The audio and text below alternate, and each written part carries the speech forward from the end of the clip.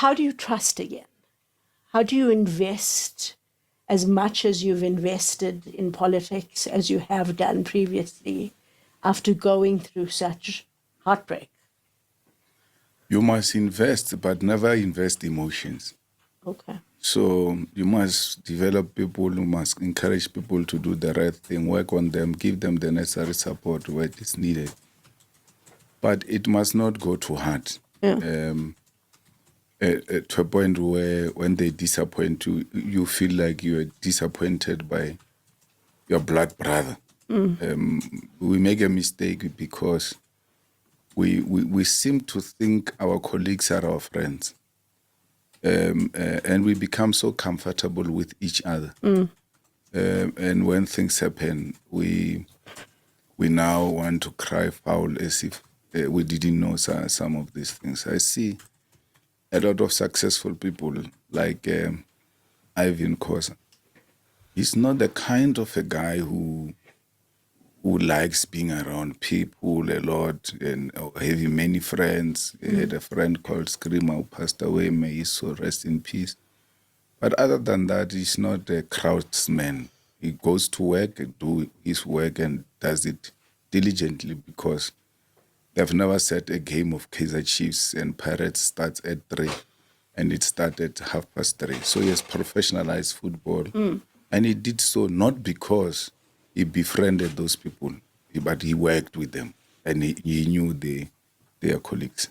I mean, speaking on Floyd, with his Maibulia consultative process, did you expect that coming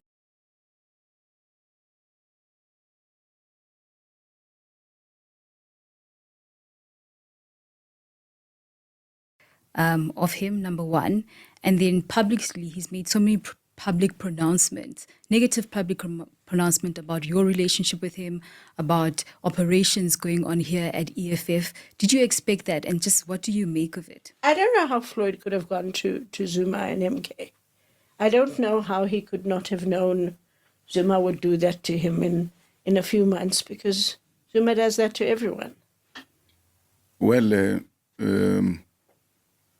we take our own decision. We write our own history as individuals, and when that history is written, it will tell the true story. We're sitting here, we still don't know what was the revolutionary about taking that decision of going to MK. But people take individual decisions, and we ought to respect those decisions as the people. And we wish them well. If they are genuinely going to help our people, we can do with so many hands in helping our people. And we shouldn't be hard on them and say all manner of things. Yes, we get disappointed as people because we are people. But you must let go. Yeah. Have you changed? Right? Have you changed in any way you do things in the EFF just based on what happened last year and all the departures? Just before you answered that, I was quite surprised in the last election that Floyd led so much of the campaign, was in charge of governance, was in charge of GNU. You seem to give him the responsibility that he wanted, and either he didn't do well and couldn't account, or it wasn't enough. He wanted to be the CIC. Get 1,500 rands off all frames in store, or use your 1,500 rand off on. Well, the question is, did I change? When you build an organization, it's based on your face, your speech, and all of that. So you need to gradually, unannounced, start giving other people responsibilities and take a backseat to observe what will happen.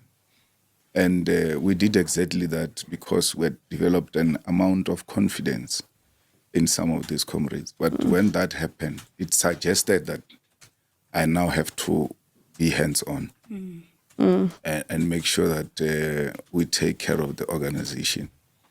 It's interesting that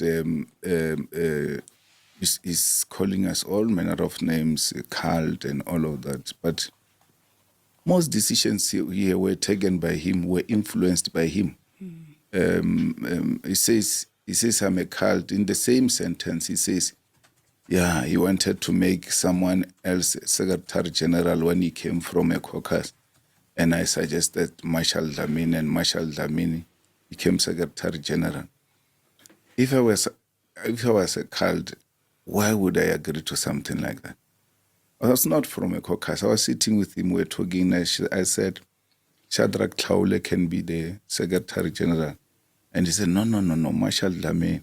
And I said, I don't know why I didn't think about that name. And I immediately agreed. There was no quarrel about it. But he is a man who was doing everything because I'm a cult. But whatever suggestions that came forward, we are individuals. We make individual proposals. And most of the ideas he expressed in the EFF were accepted, were never met with resistance.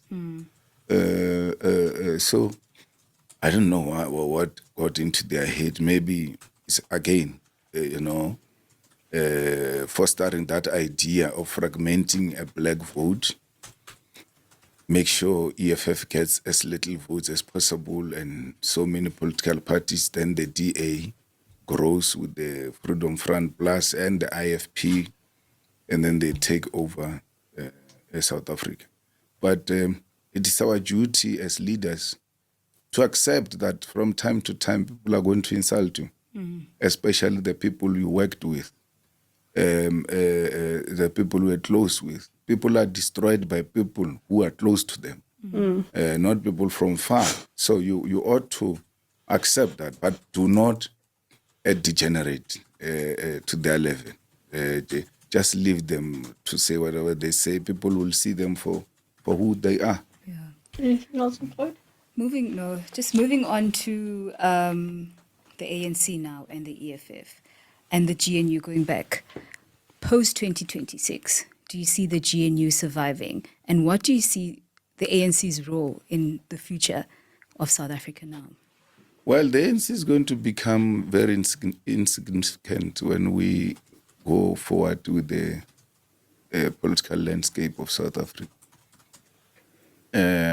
Because if you observe what's happening now, these people are going to kill each other. Instead of